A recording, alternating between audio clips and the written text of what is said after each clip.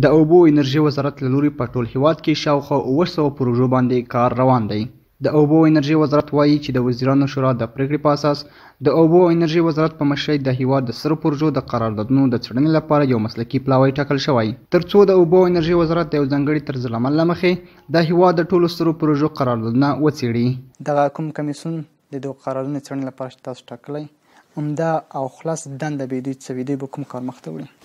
تاسو بهتره معلومه ده چې د افغانستان اسلامي امارت شورا د وزیرانو کې پریکړه وشوه چې د هیواد هغه لویې پروژې چې هغه د څو وزارتو مربوط وي، د ټولو وزارتو نه وي، په هغه کې د اوبو انرژي وزارت، فواید عامې وزارت او د کلو پراختیا وزارت او د انکشاف ملي شرکت او د برېښنا شرکت هغه لویې پروژې، هغه قراردادونه چې هغه په تېره اداره کې شوي وو، د هغو د بیا څېړنې او کتنې په مخه باندې زموږ په مشرۍ باندې یو پلاوی وټاکل شو. دوی به دغه قراردادونه څېړي، په دې کې کومې نیمګړتیاوې دي، دې کې څومره کارونه شوي دي. دوی مثلا بیا نظر ورکوي چې دا ډېره مهمه پروژه ده، دې ته باید توجه وکړل شي. د اوبو انرژي وزارت سرپرست وزیر ملا عبداللطیف منصور وایي چې تر دې دمه د هیواد په شاوخوا 900 پروژو چې له منځه یې 323 د هیواد سترې پروژې دي، د اوبو او انرژي وزارت له لوري یې د جوړولو چارې روانې دي.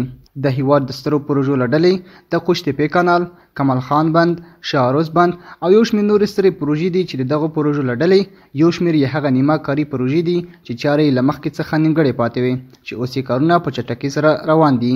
په مجموع کې چې تاسو سوال ته هم اشاره شوي، کوم قراردادونه چې موږ ګورو په یو لحاظ باندې تقریبا 900 قراردادونه دي چې دا موږ ګورو، او هغه تقریبا ډېر زیات دي. په هغې کې واړه چې ګدامونه پروژې هم دي چې هغه بیا قیمت یې هغو کم ده. خو اوس موږ کومې بررسي کړې ده د دغو قراردادو د څو وزارتو، هغه 323 قراردادونه دي، غټ قراردادونه په مجموع کې. کومې پروژې چې عملا زموږ په وزارت کې او غټ پروژې دي او په هغو باندې کار روان ده او پرمختګونه هم لري، کوم کارونه چې پاتې وو هغه ته بودیجه پیدا شوې ده او زیار یې ایستل شوی ده. د افغانستان اسلامي امارت محترم مشرتابه مقام، د ریاست الوزرا محترم مقام او د اقتصادي کمیسیون په هلو ځلو باندې موږ توانېدلي یو بعض پروژو ته یو څه شی پیدا کړو چې هغه کارونه یې له ځنډ سره مخ نه شي او د زیات زیان سره هم مخ نه شي. مثلا په هېواد کې ستره پروژه زموږ بند کمال خان و، کله چې موږ راغلو هغه پروژه باندې کار شوی و، اما ډېر کارونه یې نیمګړي وو. په دې اساس باندې موږ لومړیتوب ورکړو هغه پروژې ته چې هغه د بند کمال خان یو مهمه پروژه او په هغه باندې کار شروع ده، ډېر کار یې سرته رسېدلی ده. دوهم مهمه پروژه زموږ د وزارت د شاه و عروس بند دلته چې شکردرې ولسوالۍ کې موقعیت لري، د هغه هم تقریبا 96% کار سرته رسېدلی و.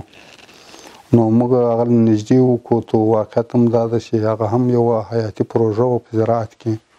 همداراز په شمال ولایت کې تاسو ګورئ د افغانستان اسلامي امارت ډېره غټه کارنامه چې د 3-4 ولایتو تقریبا 4 ولایتو دپاره د خوش تپې کانال، دا ډېره عظیمه پروژه وه، دا نه وه فعاله شوې. په دې باندې ډېر خو دا اسلامي امارت خپلې بودیجې تقریبا هغو دپاره 6 میلیارده افغانۍ ورته مختص کړې او په هغه باندې کار شروع ده. نو علی هذا القیاس داسې نورې په هرات کې هم د پاشدان بند پروسه ده، هغه هم غټه پروژه ده. دغه زموږ د وزارت مربوط پروژې وي. د یاد وزارت سرپرست زیاتوي چې د اسلامي امارت په راتګ سره د هیواد د ټولو سترو او وړو پروژو لپاره بودیجه د افغانستان د داخلي عوایدو څخه ده. د بودیجې په تړاو دغه پروژې چې د هیواد په سطحه ورباندې کار روان دی، یا مثلا په آینده کې پلان موږ لرو چې مثلا په دې باندې کار وشي، دې دغه بودیجه داخلي عوایدو څخه ده او که د خارجي موسسو یا مثلا هیوادو د کمک دی خاطر؟ ولله الحمد اسلامي امارت په راتګ سره اوس تاسو ګورئ شاهد دي چې موږ ټوله بودیجه له خپلو داخلي عوایدو څخه ده. البته په اول کال کې یو څه مشکلات دا و چې بودیجه کافي نه وه، زموږ د وزارتو ته انکشافي بودیجه نه ده، واقعیت دا داسې ورکړل شوې. خو موږ بیا قرار نه یو ناست، موږ د دې مقابل کې نورو لارو باندې چارو باندې غور کړی مثلا په اقتصادي کمیسیون کې په دې موضوع باندې ډېر بحث وشو او د حل لاره هم دا راووتله چې موږ نور باید له خپلو طبیعي منابعو څخه کار واخلو. ګاز د زغالې سنګ دی مثلا نور قانون دی دا سرمایه ګزارانو ته ورکړو هغه راشي په مقابل کې دلته سرمایه ګزاري وکړي. نو دغه لار موږ په کار اچولې ده او دا ډېره موفقه هم ده.